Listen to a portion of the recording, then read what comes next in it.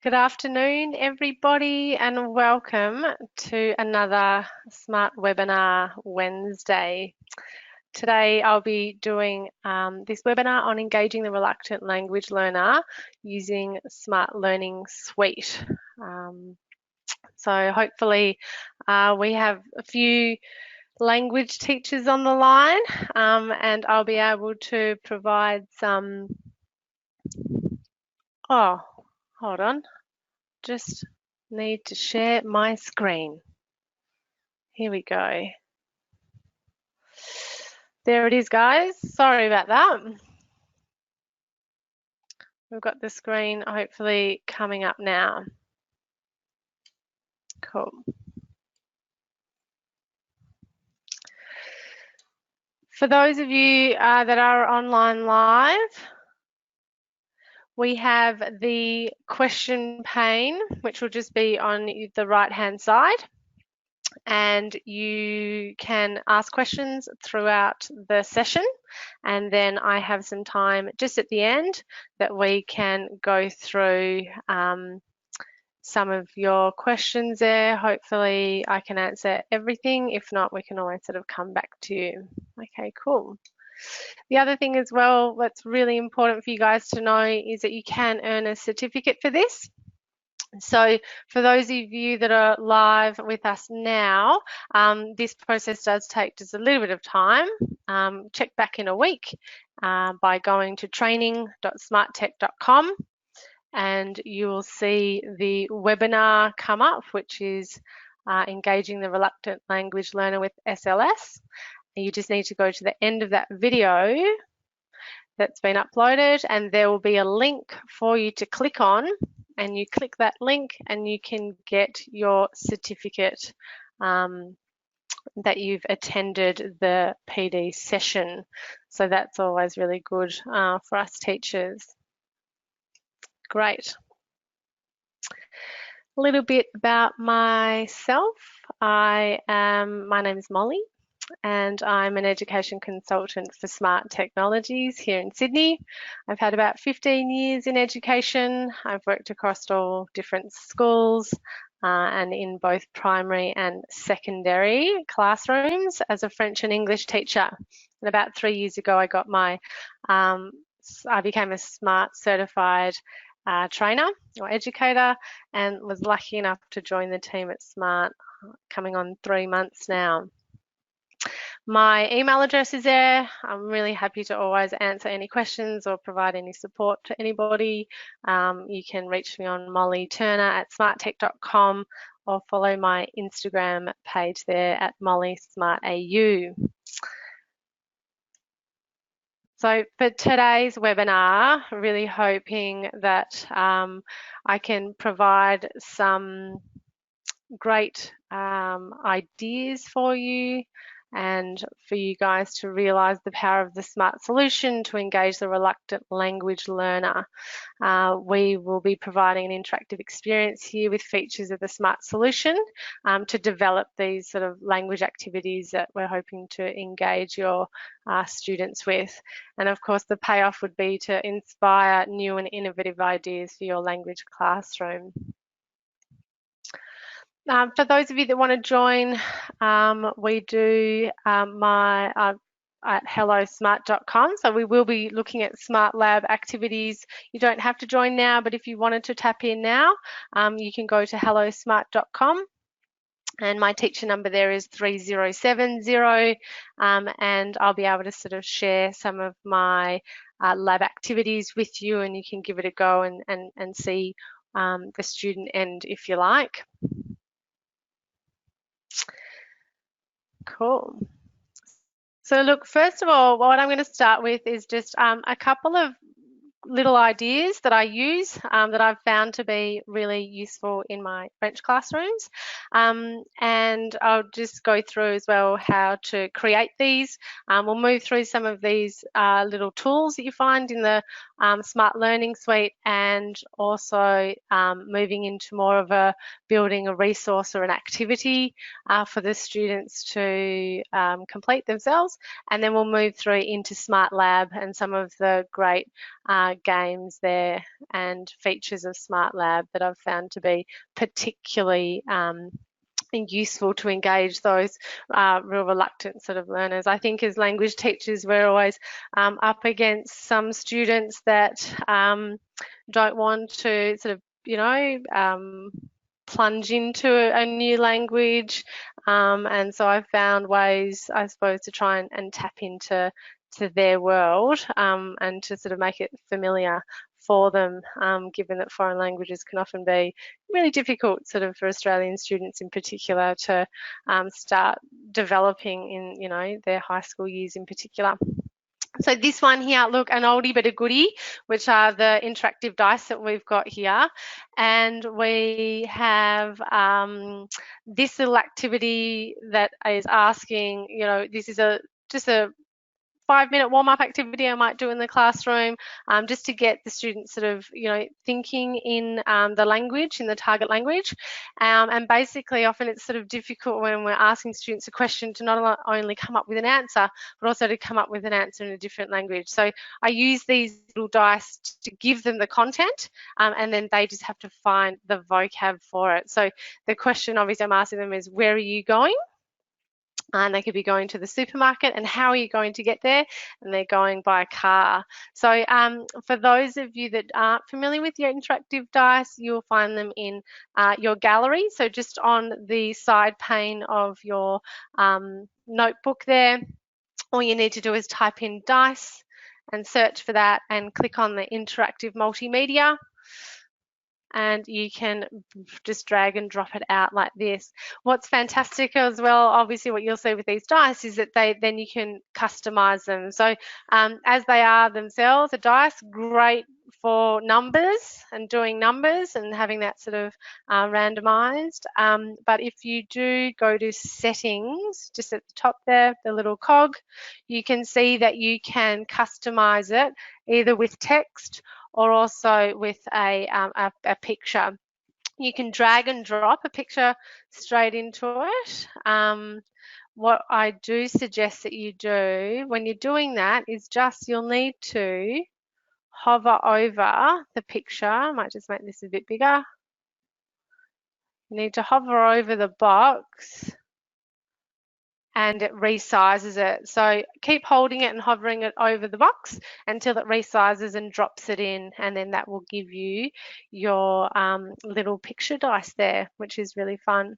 So with another example that I use this with is in terms of creating sentences with the students. So for the older year levels, this is great when we've done a lot of the different tenses that we might be asking the students to conjugate the verb using whatever tense is rolled up, whatever subject pronoun is rolled up there, and then the verb.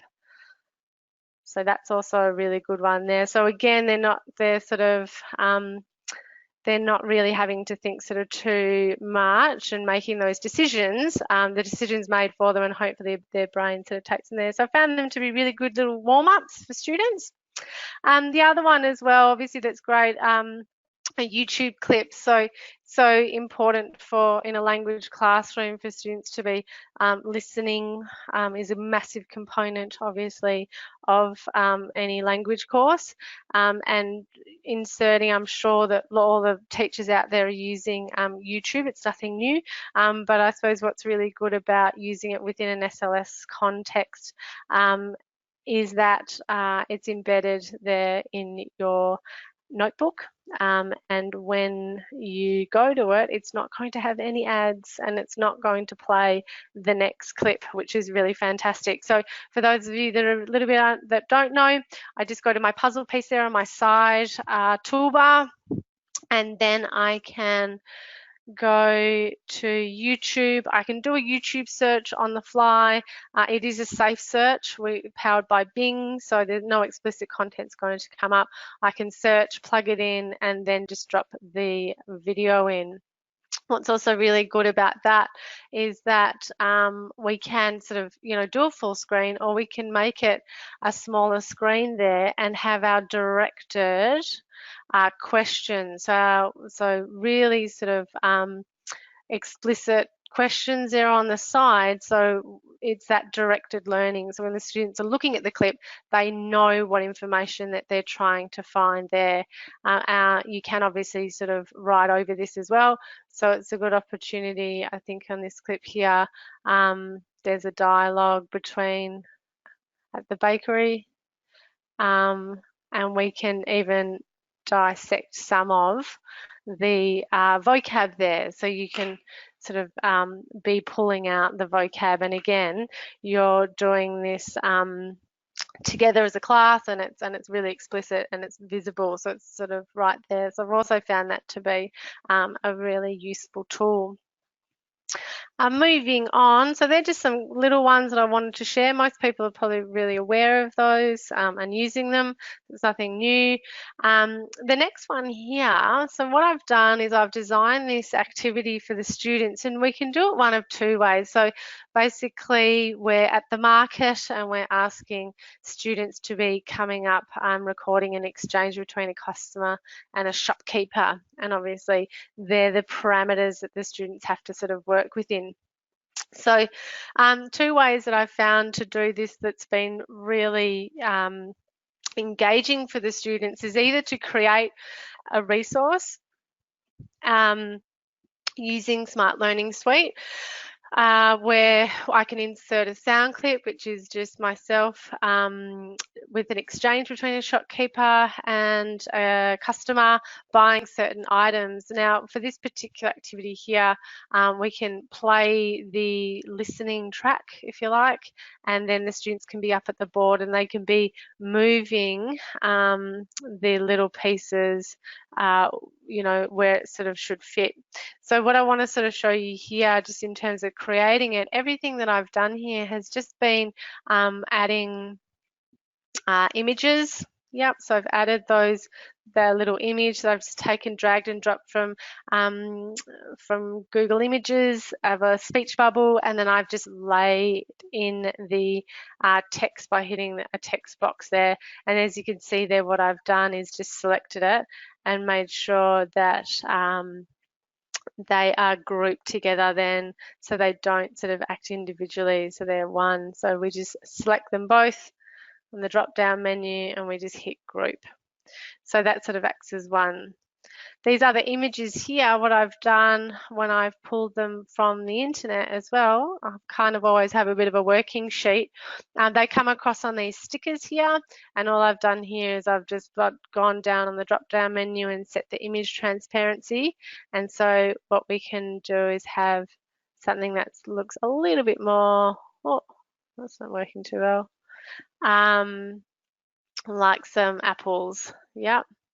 So that's what I've managed to do with all these little bits of fruit and vegetables there. So what we do then is we've got, we're grouping stuff, ordering, I beg your pardon. So again, the drop down menu to order it, and if it goes in the basket, it's obviously going to be sent to the back.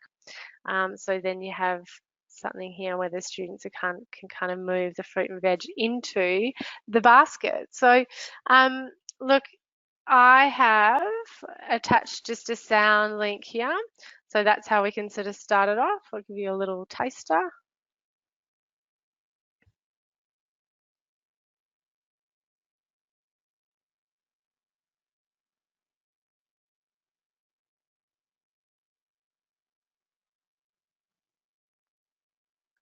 Okay, that's probably enough for you guys to be subjected to my French. So you can sort of get the gist of it. So in order to just lay down that soundtrack, that I can do one of two things, okay? So what I can do here, I'm just going to move this out of the way. I have selected the Bonjour object there, and I can pop a sound in. Now I can record it straight into it just by hitting start record, or I can also, this is a recording that I have done, and I've just saved that into a file on my computer. So when I click on that, that sound is going to play. So that's obviously a really nifty little tool for language teachers to be able to perhaps making resources where you're introducing vocab for the first time, and you might be clicking on a you might click on a house and say the word maison, and they can always sort of be sitting there as a resource for any students that might have missed your lessons, because often, when students are missing language lessons, there's it's really hard, it can be difficult for them to sort of catch up. So that's often really great little tool to be creating sort of your own resources that they can tap into.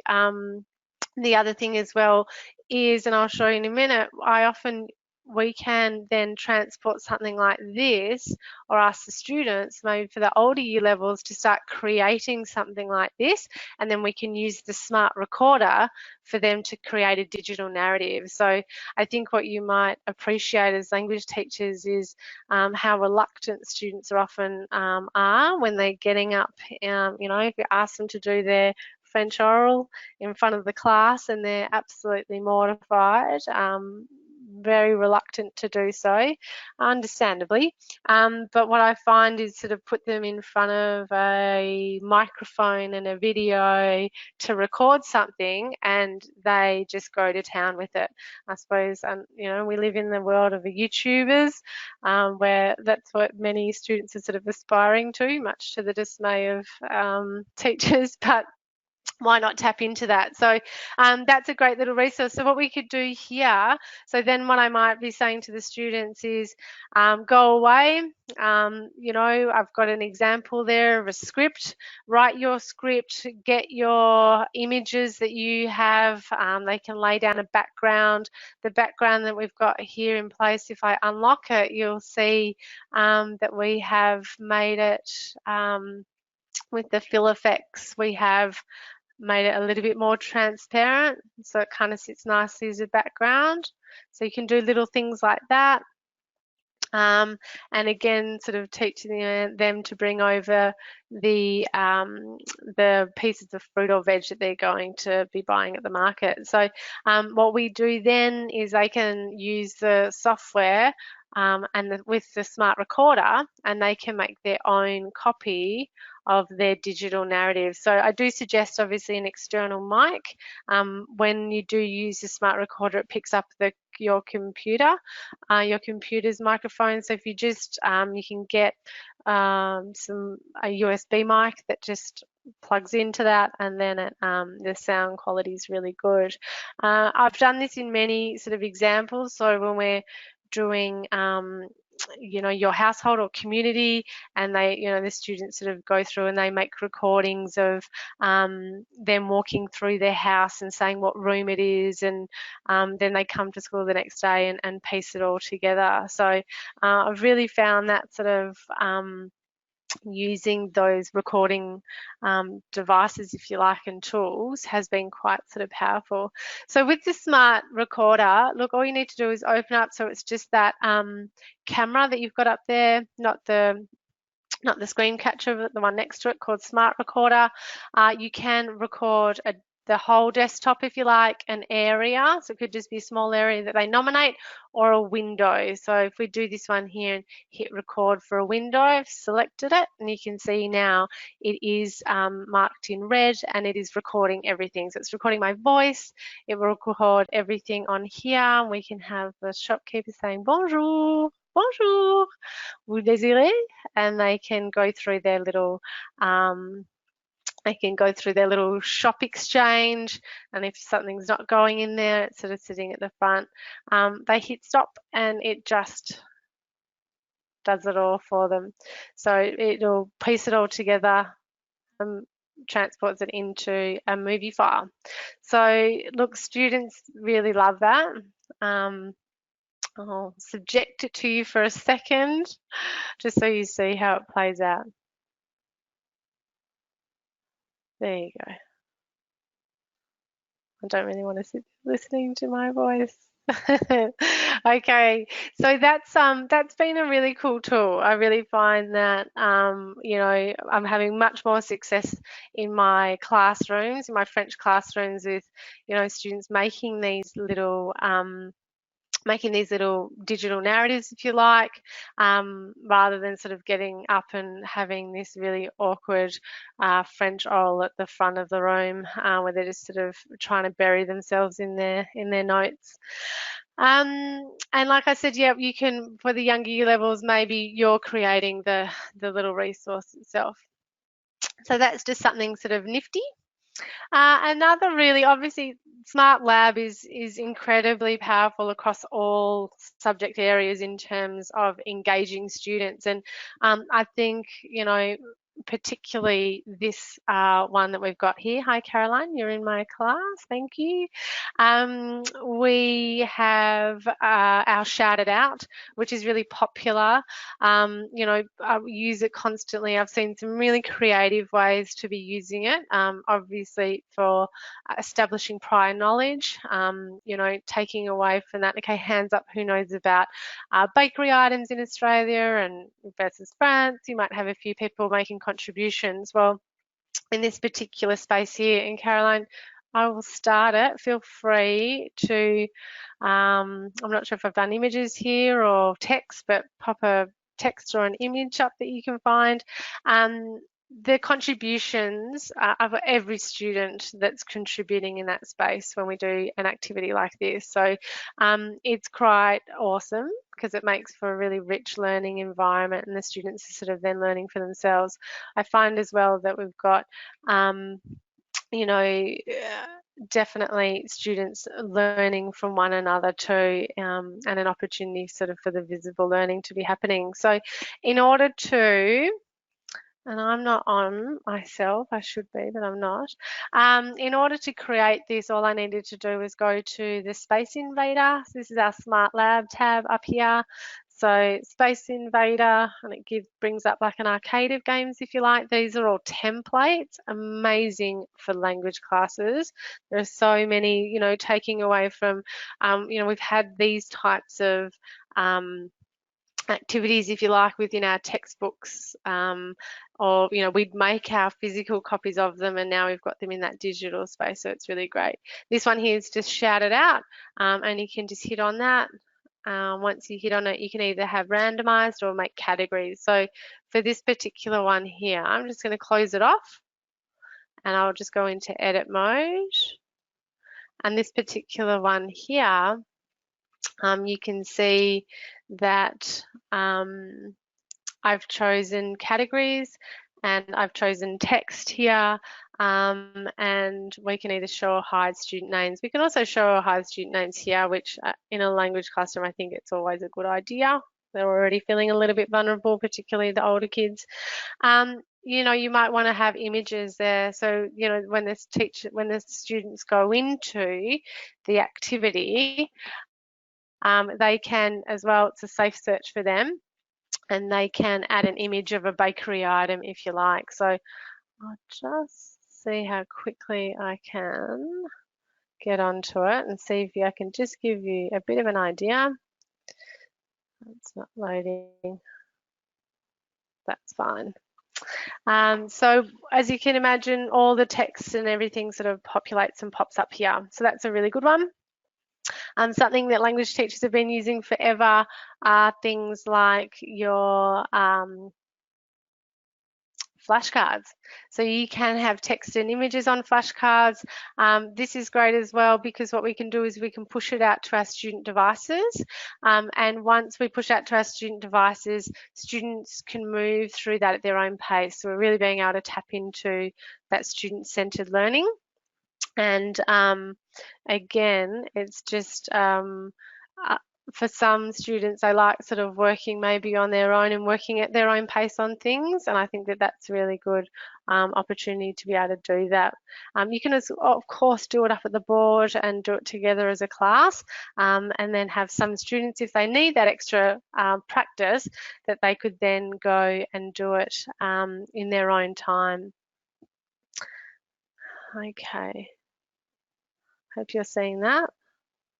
So for the students to be connecting to your class and be able to get those, all they need to do is go to hellosmart.com. So there it is up there. And then they plug in the teacher number. Mine's 3070. And they can either join as a guest or they can set their own account up as well. So if they join in as a guest there, they'll be taken into any of those sort of digital spaces there. So look, for some teachers I know, they put that URL, so hellosmart.com, they might pop it up around the room as a QR code, so then if the kids have something like an iPad, they can just scan the QR code and it sort of takes them there. So that's often sort of a bit easier sometimes for the younger kids. Okay, great. I've just popped myself in the class, so what I do want to do is show you just how this, I'll just go back to this one here. When we're in here, and I can start it, show you how. So I can select an image. I might just can browse either on the device, or I can also browse. Here we go. I'm just going to look. I'll show you. I'll pop a photo up. I'll make it really quick for you. It is not an item, obviously, that we buy in a bakery. So I didn't really get that prepped, but what we do have here, hopefully it sort of flicks it. There you go, there's me and my little girl. So what I did want to show you is that as a teacher, you can sort of bring them out. Or you can also, you have the flexibility to be swapping them around, and for this particular one here, you might find that there are sort of lots of similarities between the bakeries there. So just wanted to sort of show you that. Okay, guys, we'll just speed it up a little bit. I'm very conscious of the time there. You guys probably had a really big day. Close exercises, fantastic. They are also just in SmartLab, and you just need to pop in your, so that's the fill in the blanks, and I'll just go to the edit mode there. You can copy and paste the whole text. You don't have to type the whole thing. If you've got it already in a digital format, and then you can just go through and define the blanks. So you might add another blank there and hit next. I put it in a simple one. You might sort of think sometimes the graphics might be a little bit, too young. In saying that, my Year 12s loved the monsters. So some of them, as you can tell, have some sound effects as well, and you can have that instant feedback. So you can either have it set on instant feedback or check at the end as well. So that's really sort of good in terms of that immediate. I know, lots of people are talking about feedback and the accuracy and immediacy of that feedback. Is also really good. So again, for the older year levels, whilst these sort of graphics might seem like it sits more in a primary context, it just depends again on that content, and you can be doing things like, well, they know that that's not correct because it's not getting accepted there. So it's a really sort of good way. You can have students up at the board, or again, when you have that little icon there, it means that you can push it out to student devices, and we can then let them move through at their own pace. All these activities as well can be, play exactly the same in SLS Online as well. Other little cool thing here, just with the star, I often set a timer just for that added challenge for the students.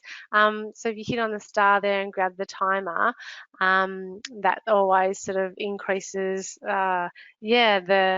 the level of energy, if you like, within the classroom, and I really like that in my language classroom. I think it's great. So look, guys, we'll sort of go to questions now and see if there's anything there that I can help anyone with. I hope that I've just given you a couple of good ideas today that maybe you hadn't seen before, or want to go, has inspired you to sort of do something.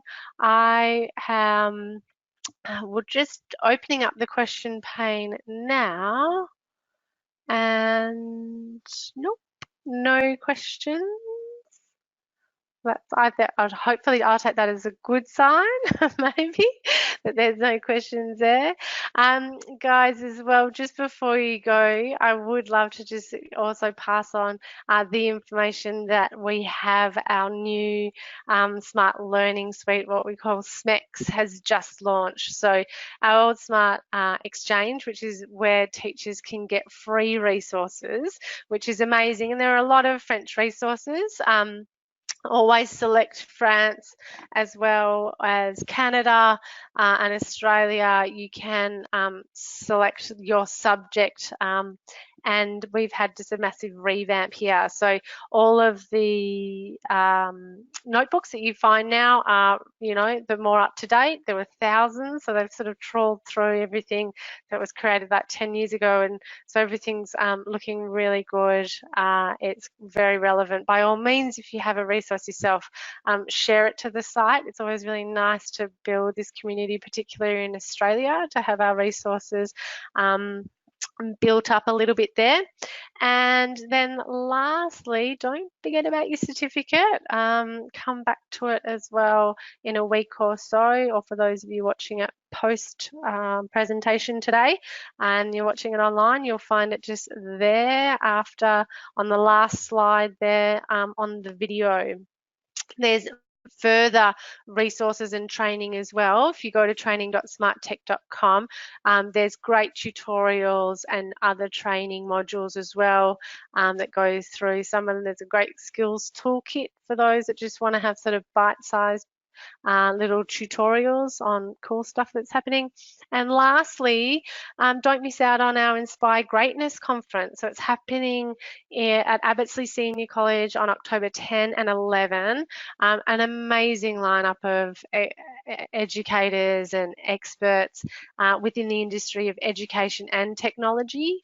There are going to be some workshops on smart and how using smart products, but also we've brought together an amazing list of other people in that space, just sharing their ideas and sharing what they're doing in the classroom and their resources and everything like that. So it's a great chance for educators to be learning from other educators, and we've got phenomenal keynote speakers in Stephen Heppel, James Curran, Annabelle Astonbury from the ABC, and also Tim and Judy Sharp. So I hope you guys can make it there. There'll be a link as well on the website to that conference if anyone needs any more information, or you could always email me as well, mollyturner@smarttech.com. Lastly, for those of you that are sort of, here with us on Wednesday afternoons, learning, we've got the Inspire Greatness Conference webinar next week. So that's being run by Susie Beveridge, and she will be presenting on that webinar what the conference is all about, and the focus is on the 22 EdTech capabilities, which came out of a global study that Smart did. Really interesting stuff in terms of EdTech capabilities and student outcomes, and how technology and student outcomes can be related, and can sort of technology in the right hands and in the right approach can actually sort of improve student outcomes. So pretty interesting stuff, guys. I'll leave it there. I think I've just gone over by a minute. I hope you enjoyed today and that you got something out of it. All right, thank you. Bye.